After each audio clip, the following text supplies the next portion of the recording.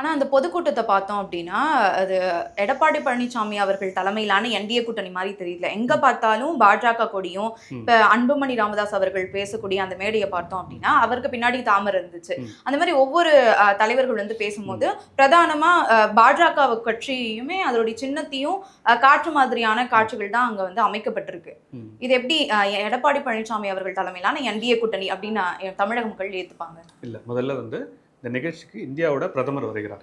140 கோடி மக்களோட தலைவர் அவரு. இந்தியா முழுக்க பல்வேறு மாநிலங்கள்ல ஆட்சி செய்யக்கூடிய பாஜகவோட தலைவர், இந்தியாவோட பிரதமர் அந்த நிகழ்ச்சிக்கு வராரு. அவருக்கு முக்கியத்துவம் கொடுத்து தான் அந்த நிகழ்ச்சி வடிவமைக்கப்படும். 2வது வந்து நிகழ்ச்சி ஏற்பாடு செய்தது பெரும்பகுதியினர் பாஜகவினர் தான் அந்த நிகழ்ச்சி ஏற்பாடும் செய்கிறாங்க. அண்ட் என்டிஏ கூட்டணி அப்படிங்கும்போது அதில் பிரதமர் மோடிக்கு நிகராக எடப்பாடி அவர்களோட படம் இடம்பெற்றது. அதுவும் நம்ம பார்க்கணும். பிரதமர் மோடிக்கு மட்டும்தான் பெரிய படம் போட்டாங்க, எடப்பாடி அவர்கள் உட்பட எல்லாருக்கும் சின்ன படம் போட்டாங்க அப்படின்னு நீங்கள் அந்த மாதிரி சொல்லப்படல. 2 பேரும் ஈக்குவலாக தான் ட்ரீட் பண்ணாங்க. அப்படிங்கும்போது அவர் சொல்லும் போதே எடப்பாடி அவர்களை புகழ்ந்து பேசினார். இவரும் வந்து மோடி அவர்களை எடப்பாடி பழனிசாமி அவர்களும் புகழ்ந்து பேசி அவரோட தலைமையில் நாங்கள் அந்த கூட்டணி தேர்தலை சந்திக்கிறோம் அப்படிங்கிறத சொல்லியிருக்காங்க. கூட்டணியில் இருக்கக்கூடிய எல்லா தலைவர்களுமே அதிமுக அரசு தான் ஃபார்ம் ஆகும் அப்படிங்கிறது சொல்லியிருக்காங்க. அன்புமணி அவர்கள் கூட அதிமுக ஆட்சி அமைக்கும் அப்படிங்கிற மாதிரி தான் சொல்லியிருக்காங்க. அதில் எதுவும் குழப்பம் கிடையாது. இப்ப பாமகவுக்கு திமுக அரசு அகற்றணும் அதுதான் நோக்கம். இப்ப 2016 பார்த்தோம் அப்படின்னா பாமக வந்து தனித்து நின்று களம் கண்டுச்சு. திமுக வந்து பல தொகுதிகள்ல, குறிப்பா சொன்னா 85 தொகுதிகள்ல தோல்வியடைய காரணமாக இருந்தது பாமக தான்.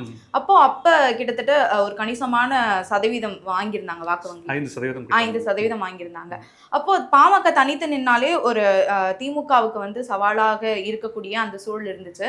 ஆனா பாஜகவுடன் பாமக இணைந்த பிறகு அந்த அளவுக்கு வாக்கு வங்கி வந்து அதிகரிச்ச மாதிரியோ இல்ல பாமகவுக்கு எந்த ஒரு பலனும் கிடைக்கல அப்படின்னு தான் பார்க்கப்படுது. ஏன் வந்து என்டிஏ கூட்டணியில பாமக வந்து சேரணும்? என்ன பலன்? ஒரு கூட்டணிங்கிறது இந்த ஒரே ஒரு தேர்தலை மட்டும் நம்பியோ அல்ல தனிப்பட்ட ஒரு கட்சிக்கு நமக்கு என்ன பலன் அப்படிங்கறத மட்டுமோ கணக்குல வச்சு கிடையாது.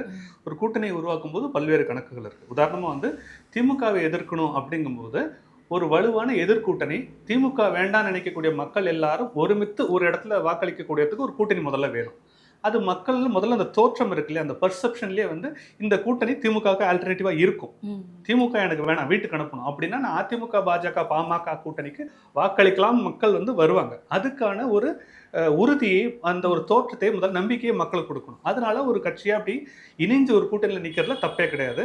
2016 இருந்தது ஒரு முக்கியமான நோக்கமே என்னன்னா, அப்போ வந்து பாமகவோட பலம் என்ன அப்படிங்கிறத பாமகவை பரிசோதிக்க வேண்டிய காலம் இருந்தது. ரொம்ப வருடங்களாக வந்து நம்ம தொடர்ந்து பல்வேறு கூட்டணிகளில் இருந்தோம். அதனால பாமகவோட தனித்த பலம் என்ன அப்படிங்கிறத காட்டுறதுக்கு ஒரு நல்ல வாய்ப்பாக அமைஞ்சது. இன்னை வரைக்கும் சொல்றோம் இல்லையா, 10 வருஷத்துக்கு முன்னாடி நடந்த தேர்தலில் பாமக 5% வாங்குறதுங்கிறது பாமக தனித்து வாங்கக்கூடிய செல்வாக்கோட வெளிப்பாடு.